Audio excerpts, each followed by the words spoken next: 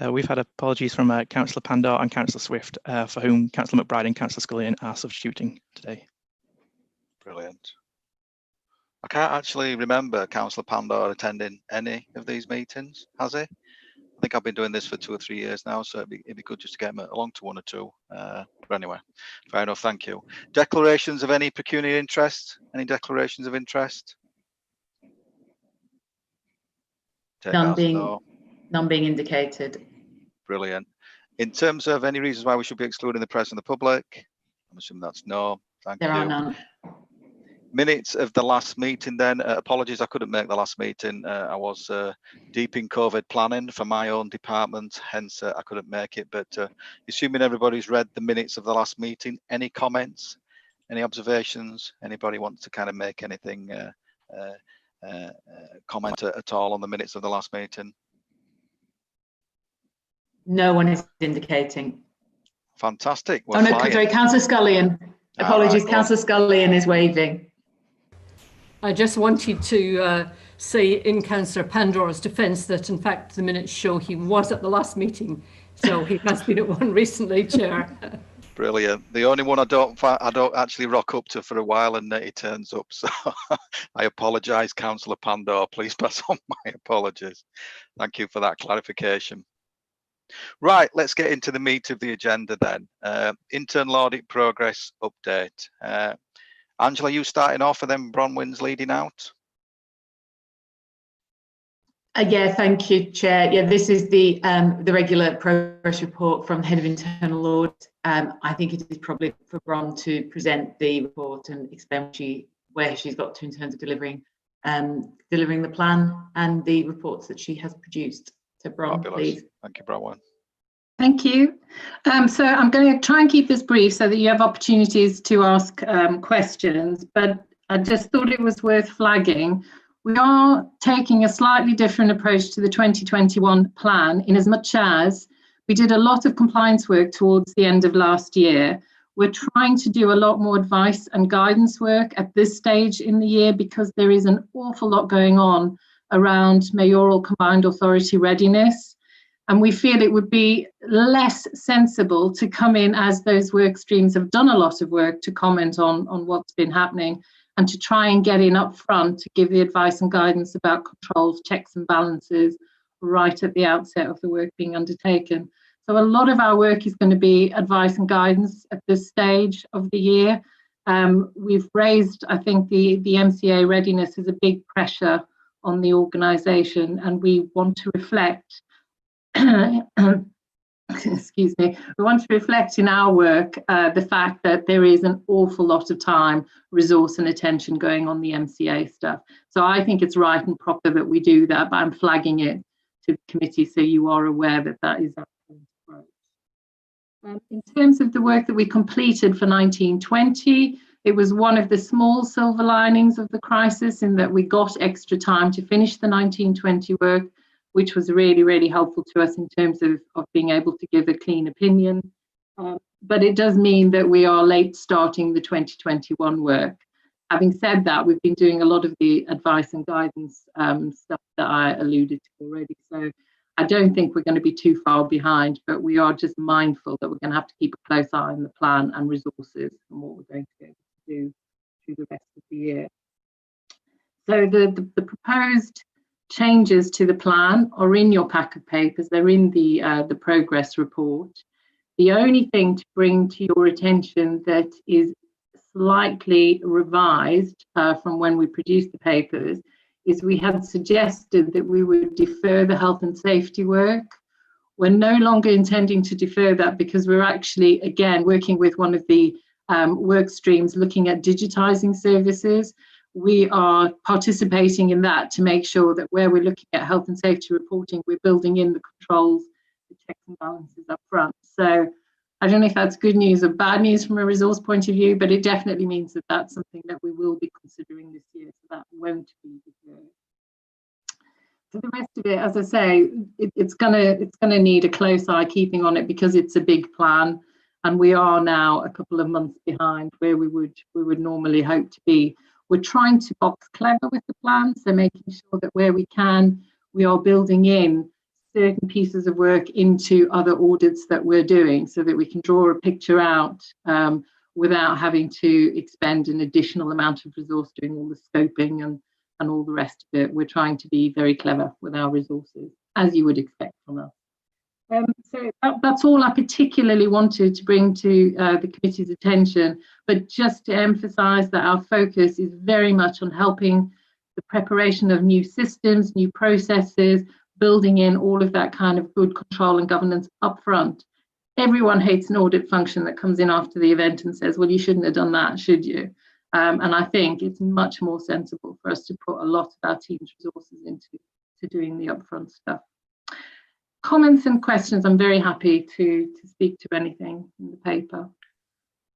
Bronwyn, thank you for that. That was a really good, short, concise kind of précis where we are. I think we just need to be mindful of the fact that obviously COVID brings a lot of challenges, especially in the audit world, where we'd like to kind of sit with people and stakeholders and kind of go through things.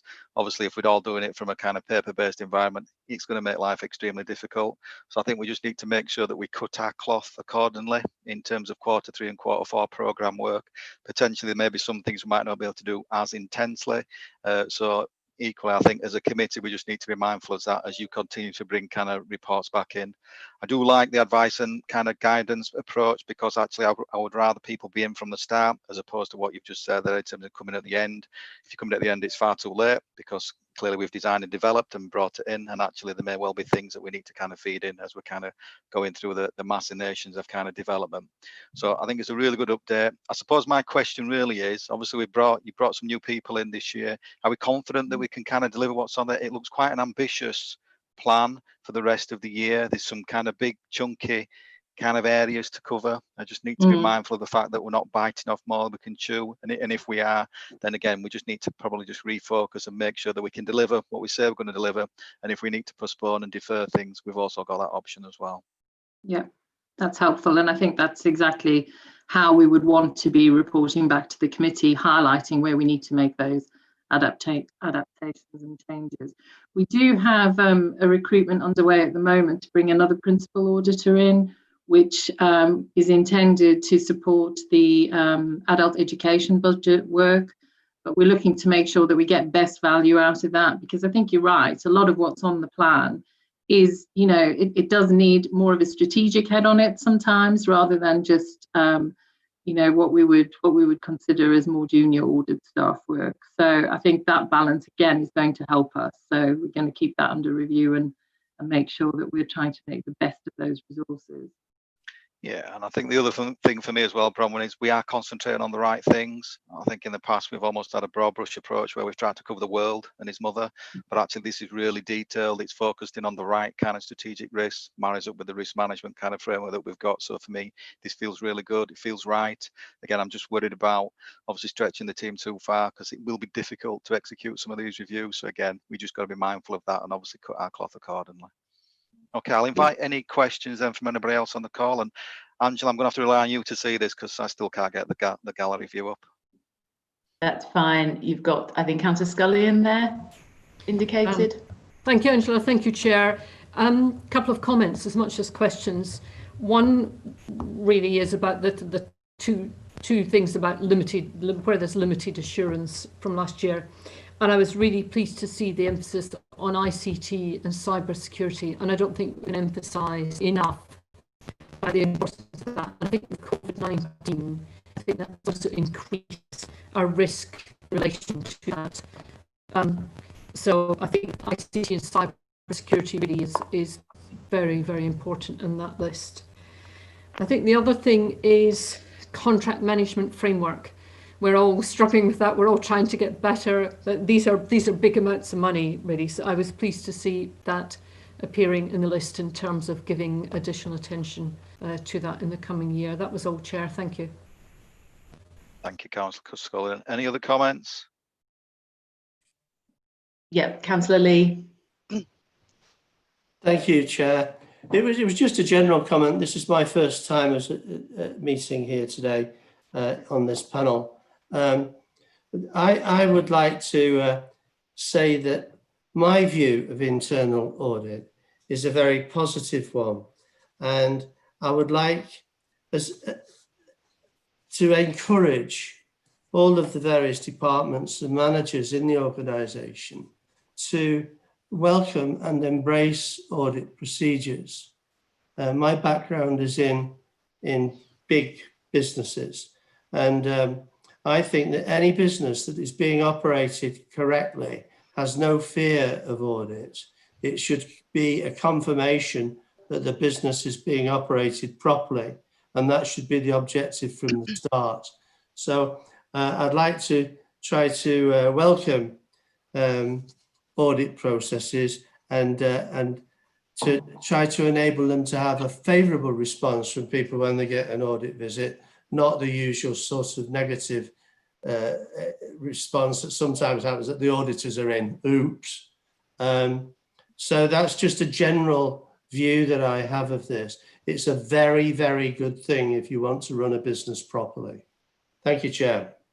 Thank you. I think that's a really good observation. And just to reassure you, Councillor Lee, since Bronwyn started, she's really kind of made inroads into that world in terms of, you know, enhancing those stakeholder relationships, you know, providing that critical friend role. I'm sure Bronwyn will tell you herself what she's done, but we're definitely starting to see a real sea change in the WYCA space, you know, and actually, you know, the embracement of audit, rather it's seen as we're having it done to us. And the fact that there's lots of advice and kind of regulatory work, as I would deem it, is really powerful. And again, in from the start, as opposed to coming in at the end, is always the better way to do this. So I'm certainly starting to see in the 3 and a bit years I've kind of been doing this, I've definitely seen a sea change, and I think you can rest assured that audit is seen favourably within the WYCA, and I think some of certainly the performance metrics kind of bear that out. But again, we could do more, obviously, and if I'm honest, I would like to see some of the executive team come into this governance forum, because it would be really good for them to explain, you know, how they're seeing the world, because obviously Bronwyn provides her view and so does Angela.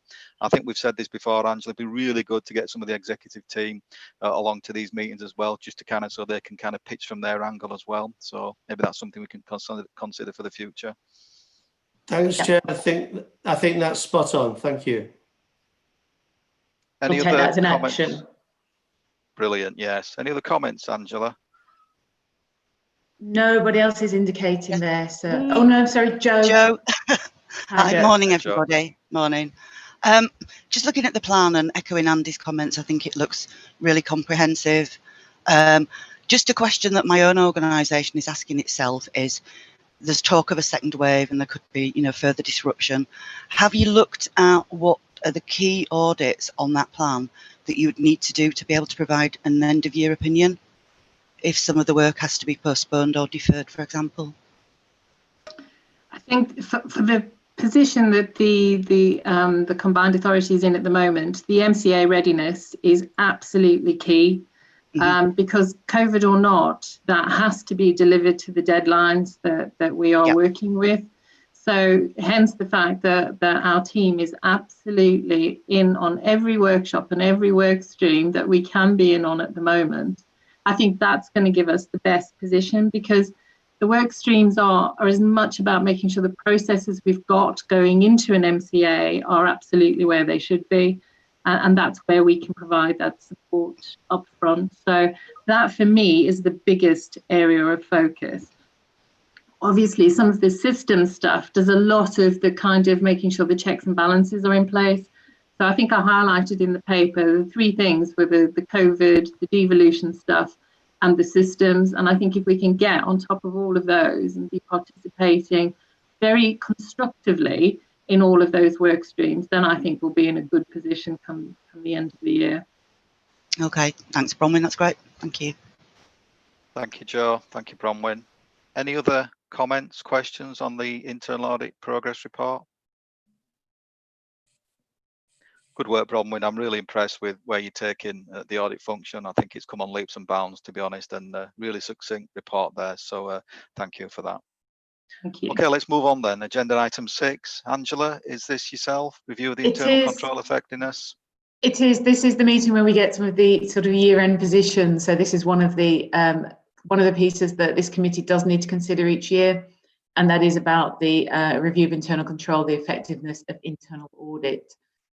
So the report sets out that formal requirement. The review of internal control, we usually tackle through the annual governance statement, which forms part of the accounts. We'll come on to the next item where we've not been able to bring those final accounts here, but we have prepared the governance statement. It has been audited, not yet, the accounts are not yet fully signed off, but we have set out, we believe the internal controls have been operating effectively in the year. The internal audit manager has, so the head of internal audit has reported in her item that she's given an opinion for the year that everything is adequate. We have reviewed the standards against which we are supposed to run the function. We've also got the results of the independent external quality review that was undertaken last year, which was, you may recall, those of you who were on the committee at that point, was a very positive report. There were some further improvements and enhancements we could make, and Head of Audit has addressed those. I think picking up on the Chair's comments before, this is the first year end since our new Head of Audit took up post, and I think it's clear that we can see a bit of a shift in how the audit work is done and how it is much more tightly aligned with the risks and the work that is identified as a priority. So overall, the recommendation to you here is that you accept that the review of internal audit is that it is adequate and that internal audit is suitably effective in their role, and we're in a good place going forward into what is a challenging year. I will pause at that for any questions or comments. Thank you for that, Angela. Really good kind of short summary. Just a question for Bronwyn, really. I know we struggled, I think, in terms of resources in the internal audit space. Have we got enough now to kind of do the coverage? I know you brought some new people in, but resources wise, is that still an issue for us, or are we where we need to be? I think it's one that we're keeping under review because of the growth of all the MCA work. So as I indicated, we're already bringing in another half-time principal auditor. We're going to make recommendations to increase that as the work moves out of the implementation phase to delivery phase, and we've already got funding earmarked to make that full-time post for the AEB work. So I think making sure that we just keep it under review and try and remain on top of where we can actually move things around. I've got a lot of concerns about how much grant work we're doing. We're doing way too much of that. Angela is taking some work forward on looking at how the organisation can do some of that differently. So I think it's not just about the audit resources, it's about what we're doing and whether we're doing the right things. So I'm keen to make sure that what we do is the value added stuff and not sort of a lot of extra tick and bash, for want of a better expression. Sorry, such an old-fashioned notion, isn't it? That's good to hear. And like I say, as I've echoed before, I think audit is in a different place to where we were last year. That's fantastic. Any comments from anybody else? Observations?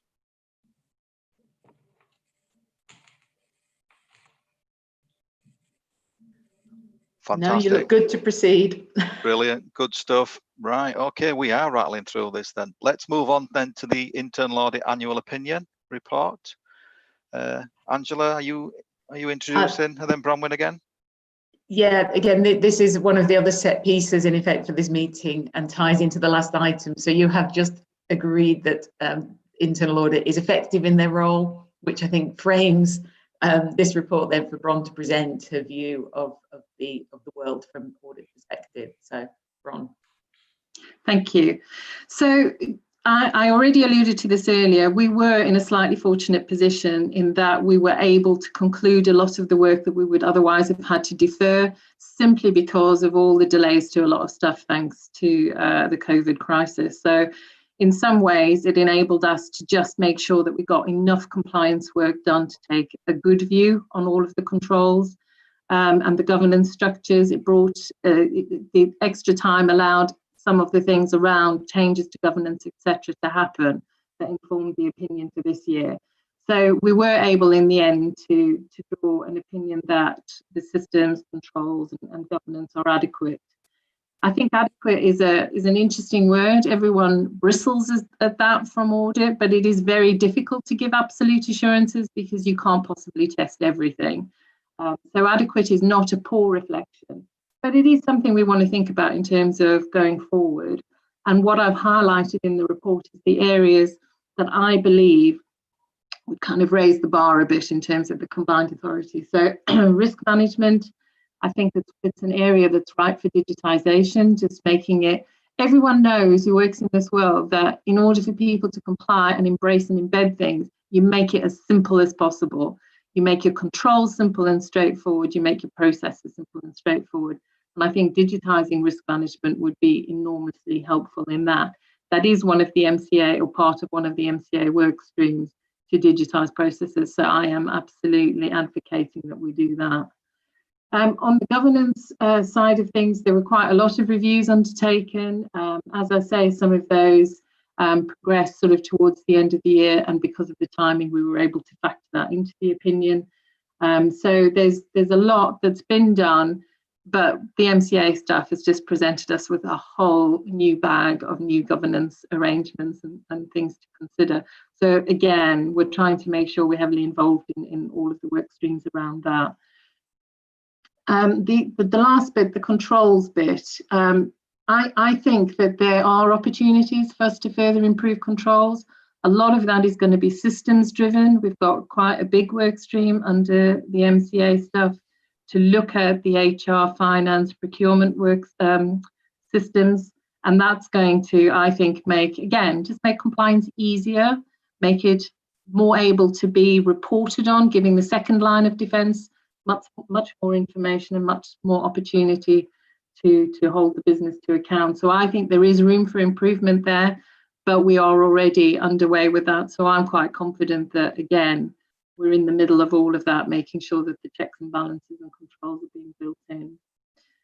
We did in the end actually get through a decent volume of work for last year. I think at an earlier audit committee, I was a bit nervous about where we would be. So I was pleased that we were able to get a significant amount of the compliance work done before the end of the year. The only third-party assurances we've had to rely on was the treasury management ones, and that was very positive from Leeds Council. So that was very helpful as well in terms of the opinion. And then the rest of the opinion report is about our performance, but we've talked about that already. So I'm happy to conclude there and take any questions or comments. Thank you, Bronwyn. That's a good summary, good report. Obviously, risk management, a particular pet subject of mine, as you probably know, over the course of the years. Trying to embed risk management into WYCA has been a bit of a challenge. It's great to see people now embracing that. Clearly, you know, it's not an add-on. It should be part and parcel of everyday business. And again, partly the reason why I would like to see some executive team members attend this forum, because it would be really good just to kind of, you know, ask them what they're doing around certain particular risks in their areas, how they are mitigating those. So again, you know, great to see the involvement of that. One question around data and security and anything to do with IT always makes me a bit nervous. Have we got the capacity and the capability within the team to look at IT kind of software applications, that kind of stuff, or is that something we need to consider in terms of buying in? Again, just a consideration, just to park that. But obviously some big ticket issues there that you kind of flagged up in terms of limited, which obviously will drive the program for next year, and obviously we've seen some of that as well. So again, I think it almost kind of dictates where you're going to go next year in terms of the reviews. And again, back to that question around just making sure we're cutting the cloth accordingly and providing the right level of, I'm not one for big written 50-page audit reports. I'd rather see something short and succinct that just gets to the heart of the matter, tells us what the issues is and actually what we're doing about it. More of those, less of the big stuff, I think will allow us to kind of just spread that jam a little bit wider when it comes to the use of our internal audit resources. And again, you know, quite a lot of stuff on there. So just, I think it's just making sure that we've got the appropriate skill set to cover. But if you haven't and we're starting to struggle, then again, just bring it back to this committee and then we'll just need to recut this cloth accordingly. But no, overall, really good summary and appreciate that. Views from anybody else? You've got Councillor Lee with a comment. Councillor Lee. Still on mute. Thank you. Where were we? Oh yeah, on IT.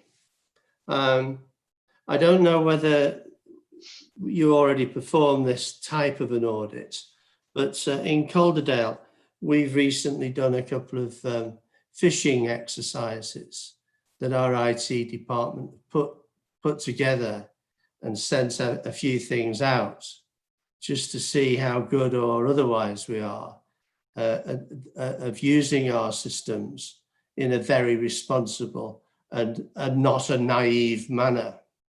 And I think that if you've not done that, Bronwyn, maybe you do, I don't know. But I think it's a worthwhile thing to just have, it's a pretty easy thing to do, but it really brings home to people the dangers that there are for the whole IT system if any weak link falls for some kind of a scam and, you know, lets it get infected. And it's been very, very valuable in Calderdale, because I think one or two of the people that have had it pointed out to them that they've fallen for it, you know, were the last people to put themselves in that category of sort of naivety, if that's the right word. So just in addition to the normal sort of things that you were expected to do as an audit team, you might consider that as well, because that brings the importance of responsible access to systems to the forefront in the minds of our employees, and could well help. Thank you, Councillor Lee. Bronwyn, do you want to come back on that? Yeah, I completely agree. So we've got a couple of things going on there. My discussions with the head of ICT have highlighted some of the testing and trialing of things that the team themselves are going to do. And we do actually bring IT audit in from another company, so specialist IT auditors.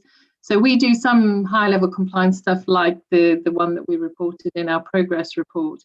But when it comes to the technical stuff, I'm the first one to admit I'm a bit of a typhoid Mary when it comes to tech. I seem to make everything go wrong. So they don't let me near the systems, which is very wise. But we do have a specialist team that come in from Salford, who do quite a lot of the IT audit across local authorities and other public bodies. They're doing a risk assessment at the moment of our ICT team, with then a view to building in some very specific testing and controls. So I think I'm more confident now that we've got our heads around what we need to do around ICT than I perhaps was when I first came in. I wasn't quite clear what the plan was, whereas now we feel like we've got a good measured approach to testing the ICT stuff, working very strongly with the ICT team. Excellent. Thank you, Bronwyn. Just a couple more comments from me then. Angela, I know I've mentioned this, I think, at numerous meetings, but it'd be really good to kind of get that connection into the scrutiny committee. I know they look at various things, and again, you know, providing that assurance around the kind of compliance, control, risk landscape, you know, we have to do it hand in hand with our scrutiny colleagues. So it'd be really good just to see what they're looking at and what conclusions they've reached, if anything. So I know I've mentioned this before, but is it Khaled that still manages that? If we could have a report that at least docks in at least once or twice a year with those, that would be really useful. Because again, I think it's a good source for Bronwyn, because Bronwyn's team can't cover everything. And if we can take heart and comfort from some of the work that the scrutiny committee is doing, then that's fantastic. That ticks a little bit more box and spreads the jam, as I like to call it, a little bit further. But it'd just be really good to kind of get that doc in there, because I think that's definitely something we should do. And I can't really kind of not mention performance. I think this is really encouraging, Bronwyn, given the fact that the internal audit team probably most of them only started partway through the year. I think there's some really encouraging performance stats in there. Clearly some work to be done in some areas, but I think we can take heart that actually this is definitely heading in the right direction. So really, really good report. Thank you. Any other comments before I move on to the next agenda item? He says, looking at my screen, thinking the gallery will magically appear at some point, probably after I've come off the call. But Angela, nobody else? No, nobody else indicating. Brilliant, thank you. Okay, thank you for that, Bronwyn. Really good. Let's move on then to the external audit progress report. Angela, is this you? It is. I'll start, and we also have Mark Kirkham from Mazars on the call, who will be able to add some further detail to the report. So the paper you have here there's two parts to it. The second part just gives you some updates from Public Sector Audit Appointments Limited, which is there for your information. The first part addresses the annual accounts, which you will recall we had fully intended to bring back to this committee for signing today. We had agreed a work programme that was going to enable that, whilst also recognising that the risk with COVID had meant that the legislation had been changed, so we could bring the accounts back as late as November. It suited us all to seek to do it now. Unfortunately, at the very 11th hour, we were just unable to conclude some assurances that the auditors required.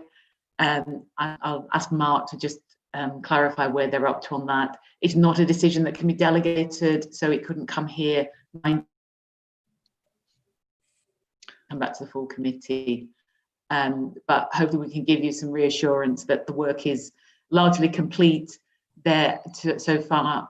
Everything has gone well on the audit, and it is simply some last bits to place to confirm that, for example, the pension figures are correct.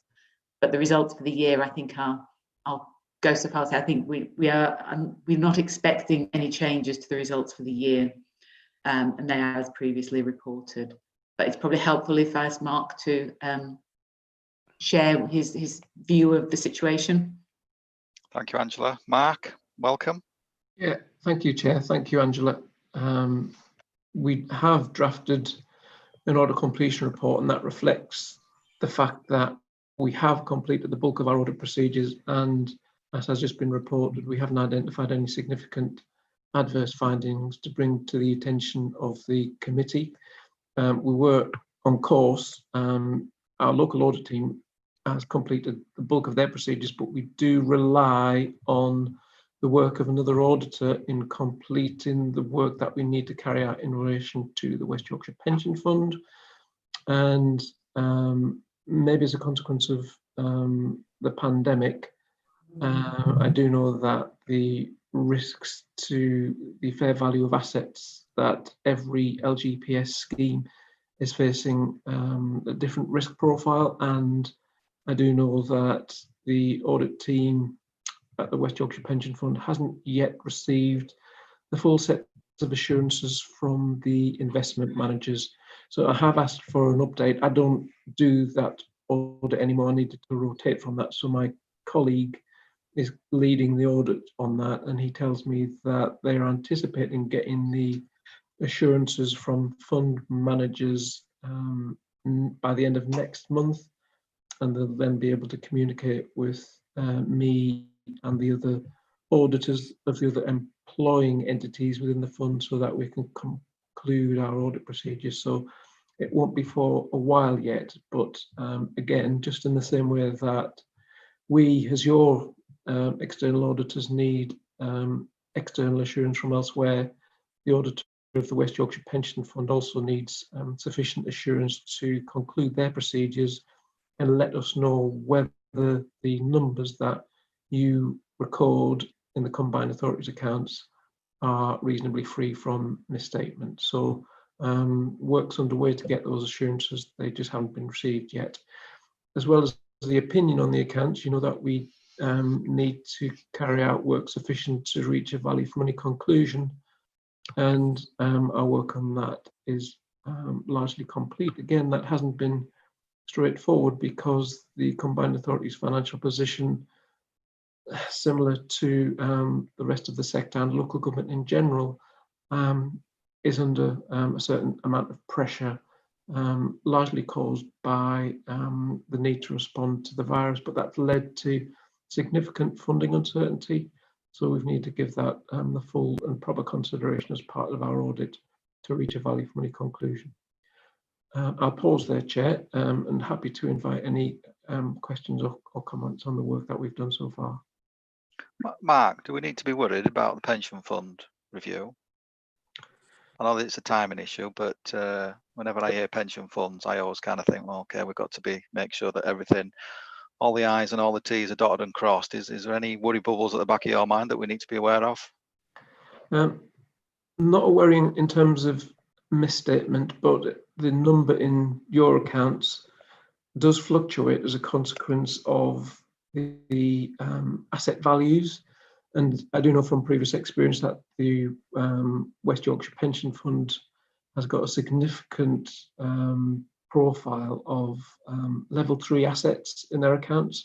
So those are the sorts of assets that aren't traded frequently, so it's difficult to give them a reliable and accurate market price, and that involves auditing the value of level 3 investments, involves close communication with fund managers, and those procedures might be taking a little while longer in the situation in which not every professional service is working in the office, but also the fair values will have potentially fluctuated as a consequence of the global economy's response to the pandemic. So I wouldn't say that I'm worried about the impact on your accounts, and I am confident that the pension fund auditor will be able to communicate with us in sufficient time for us to give an opinion on the combined authorities accounts, Chair. Okay, thank you for that, Mark. I think I will be interested in the findings from the auditor. I don't mind actually seeing a little bit more detail around that, I think, in the future, just to satisfy my own kind of curiosity, for want of a better word. Hello. All right, thank you, Matt. This is Councillor Lee. Councillor Lee, and I know you can't see us, but I've been indicating I'd like to just make a comment here, please. Sorry, yeah, come on, Councillor Lee, sorry about that. Sorry, I missed that. No, Apologies. No problem at all.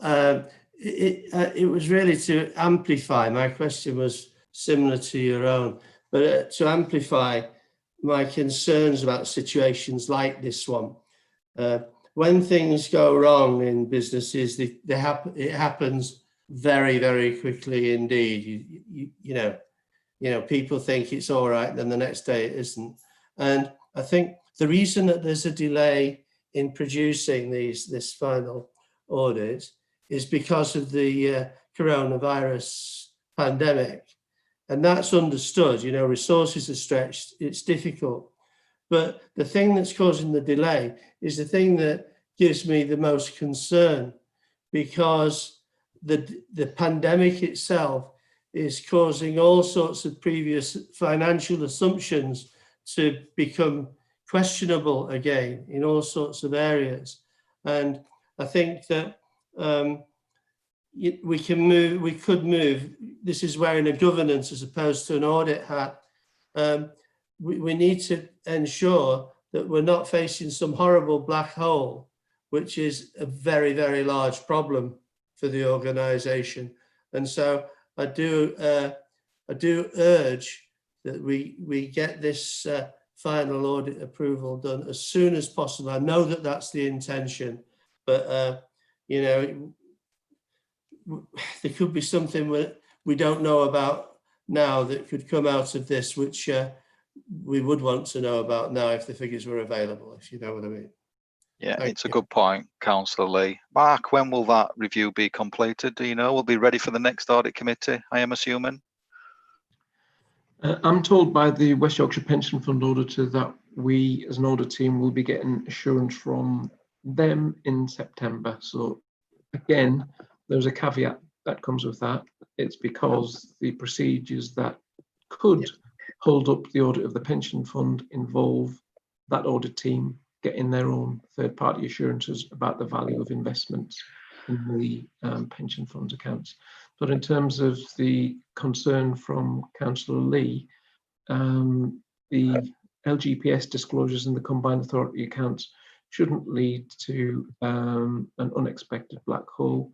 There is a need to make sure that the impact of pension fund adjustments in whatever direction don't have an impact on the financing needs of the combined authority.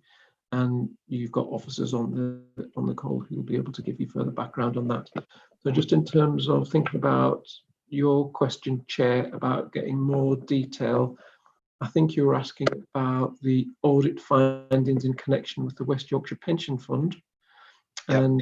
And if you like, I can see if it's possible to arrange for the final version of that audit completion report to be sent to you so that you can discuss it at this committee. It will, of course, be a public document because it will be discussed at Bradford's Audit Committee at an appropriate time. Sometime after that, I don't see any difficulty with you having sight of that. It will be a public document then anyway. That'd be really useful, Mark, just so I can just kind of give it a little bit more kind of attention, just to make sure, like I said, that I've got that comfort zone in terms of some of the concerns Council Lee's raised, but also I just want to make sure, like I said, that the T's are crossed and the I's are dotted. Yeah, thank you. Anybody else wants to come in?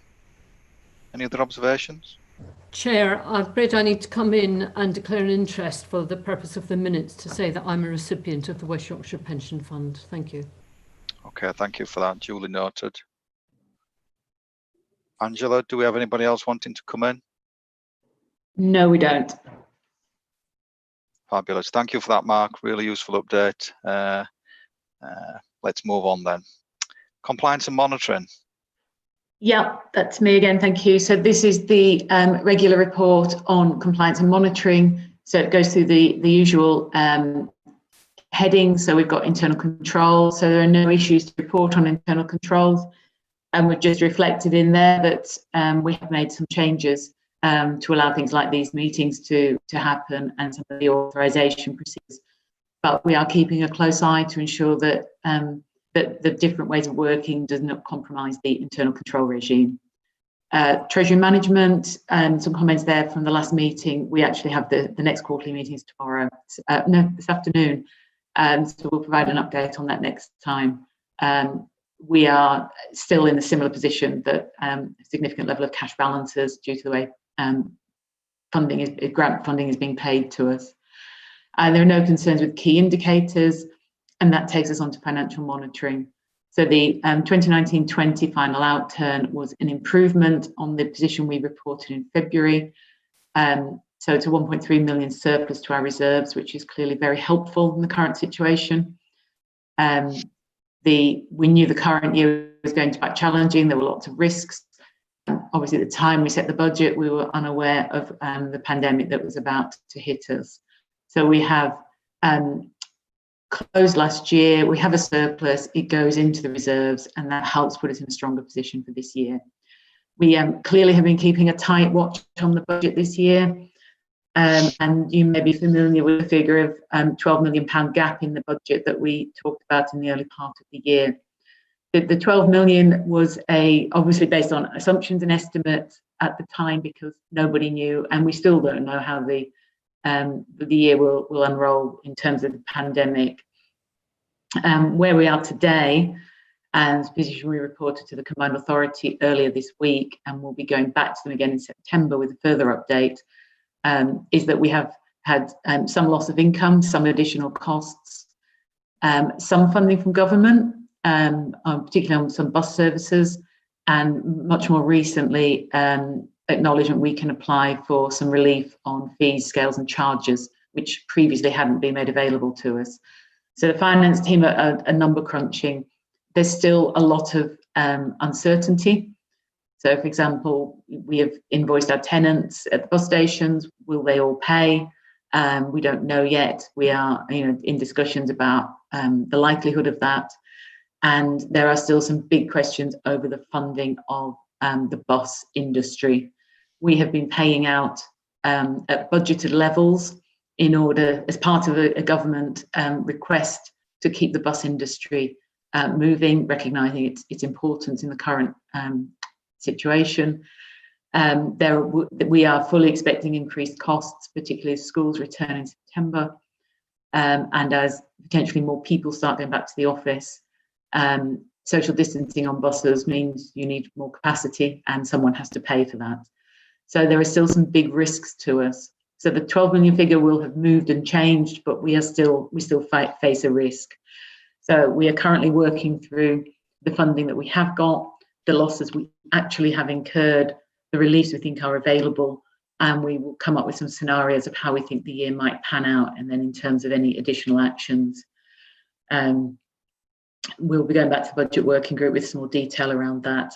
But clearly it's a very fluid situation, but we are monitoring it to ensure that we don't exhaust our reserves, and we are in a robust position for the end of the year, because cannot slide into a situation where we have spent more than we have in our bank.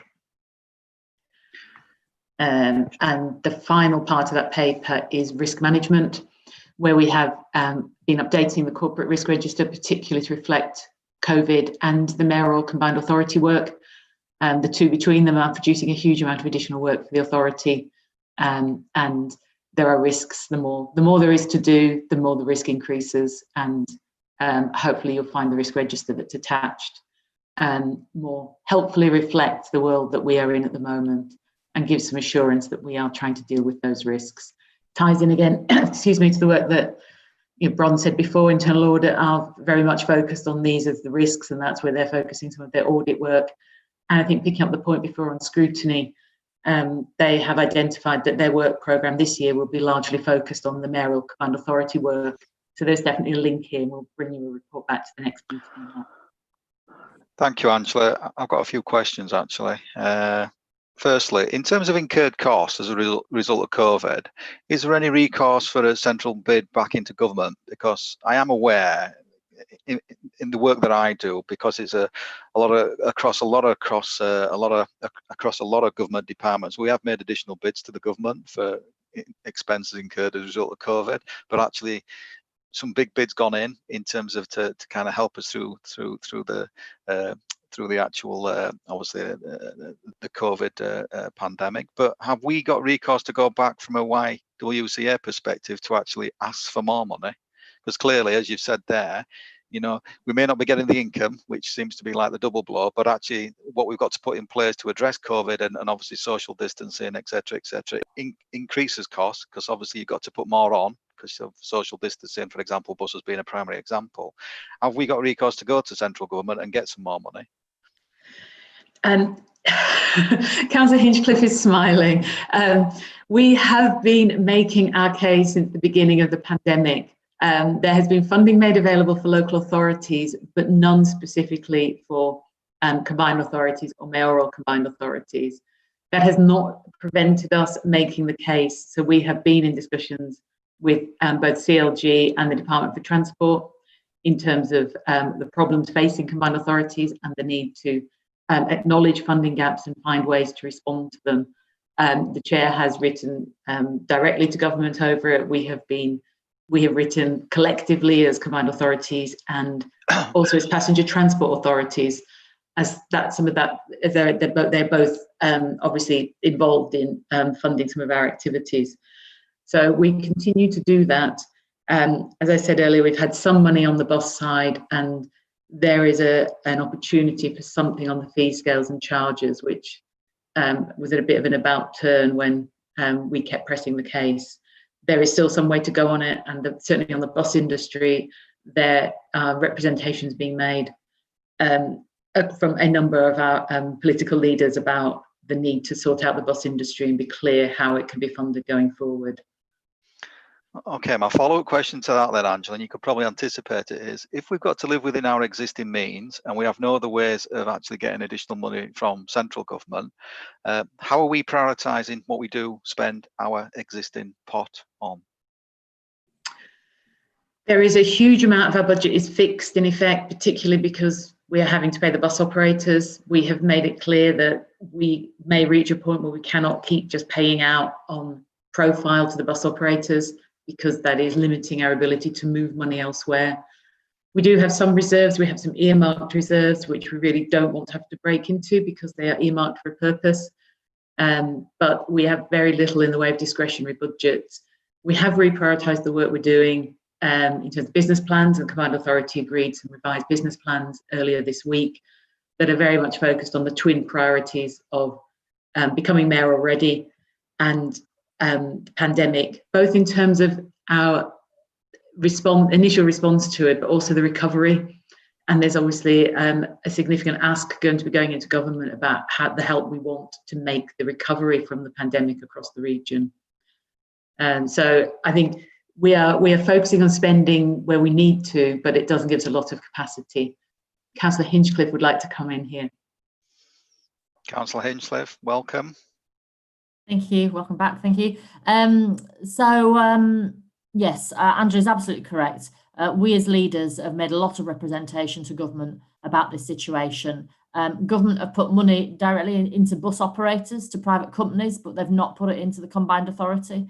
So that is an issue for us and means that we don't have as much direct control over bus routes, etc., as we really should have. Now, this is obviously an unsustainable situation, but it's something that we share in common with other combined authorities. So as Angela says, we have made joint representations from other passenger transport authorities. Councillor Blake is having in dialogue about this very subject with Councillor Groves, with government and Baroness Veer. So they are fully sighted on the situation, and they will have to act. It's just a matter of when and to what magnitude, I suppose. But yes, we're all very clear that the bus operations in particular needs a proper solution. And we had a big discussion about that at the Combined Authority the other day. It's a very pressing issue for us, and obviously of absolute importance to our residents who rely on buses to get around for their daily lives. Absolutely, yeah. Thank you for that. I was just trying to kind of get the balance, you know, the scales of justice, really, because with budgets, it's always, there are always winners and losers. You know, it's just understanding where we would funnel the money, but actually, who are the losers in this? What are we going to stop funding if we have to live within our existing kind of budgetary constraints? And it's always a tricky situation, but it's always wise to kind of go back to government with another ask if need be. But I guess there's a lot of sensitivities around that, and every government department is currently doing that. So be interested just to see how that pans out. Just one more question. Lee wanted to come in, Andy. Oh, sorry, Councillor Lee. Thank you, Susan.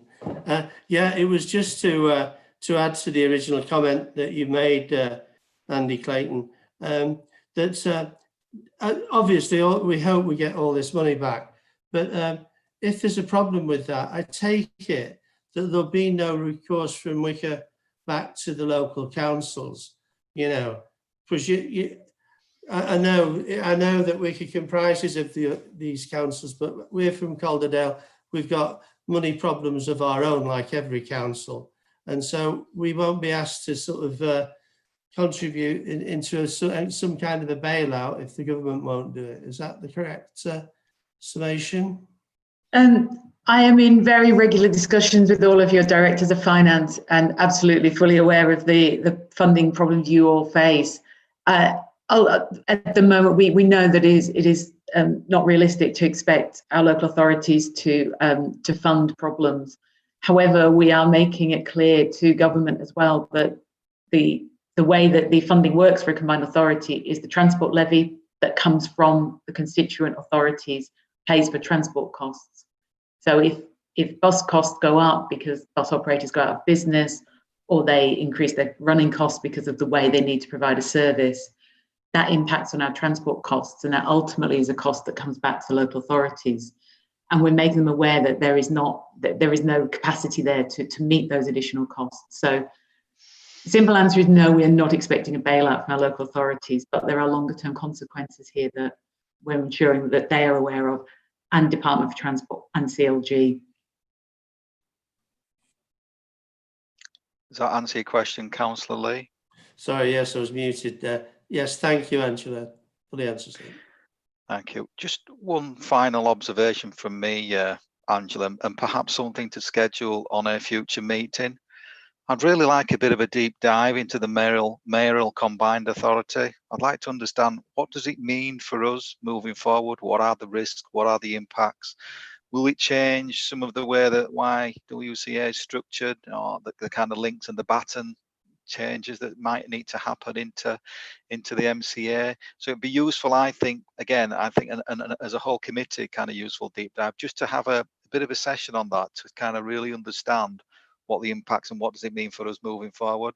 Because whilst we know it's coming, it's almost that understanding what those consequential impacts are and where does that leave us. Would that be okay to schedule for a future meeting, Angela? Absolutely. There is a huge amount of work happening, and we were expecting some of it would come back to this committee in terms of the governance side of this committee's role. So we'll certainly schedule that in for October, even if it's just to say, here's the plans, here's what's happened, here's what's going to happen. But you're absolutely right, it has a big impact on us. And it'd be useful to understand the funding of that as well, because I don't know whether is that funded centrally, or is everybody taking giving a piece of their cake, so to speak. So again, we'll cover if all we of could just that. have a dive into that, Fine. that would be really useful. So if we schedule that for October, did you say? I think that that'll be something to look forward to. We'll do that. Brilliant. Any other comments? Anybody waving, Angela? Nobody waving. Fabulous. Thank you for that. Right. Let's move on. We've just done the compliance and monitoring, have we? We have, yes. We're on to item 10. Item 10, annual accountability reporting. Angela, again, I assume. It is hopefully a very, very simple report that part of the governance arrangements require an annual report to this committee to report any complaints or concerns around the LEP. In short, there have been none, and you're just asked to note that. The second part is then we have a conflict of interest policy and protocol for LEP grants. We've followed that throughout the year. The requirement is to report where any such decisions have been made in accordance with that policy and protocol. And there are 2 instances that are in the appendix on the paper. And again, they're hopefully for noting, but if you had any concerns, to flag those. Fairly straightforward, simple report. All good. Not quite sure why it took 3 or 4 pages, Angela, and an appendix. Governance services for you. Oh my, but yes, you need the that detail. seems fine. Yeah. Any comments from anybody else? No, everyone seems happy with that. Fantastic.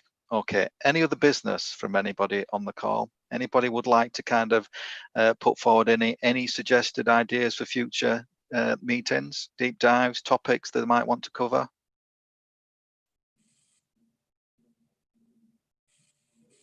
You've got a fairly meaty agenda next time with the annual accounts and mayoral combined authority.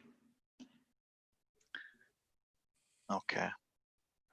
Fantastic. Well, if nobody's got anything else, then I'll draw this meeting to a close. Thank you, everybody, for your time. Always useful to kind of catch up. And I know these difficult times, doing it by Zoom, it's not ideal. I promise next time I will get my daughter to tell me how to put the gallery view on, because clearly that has been a bit of a hindrance for me. But we live and learn, don't we? All right. Thank you, everybody. Have a good day and stay safe. Thank you. Thank you. Bye. Bye.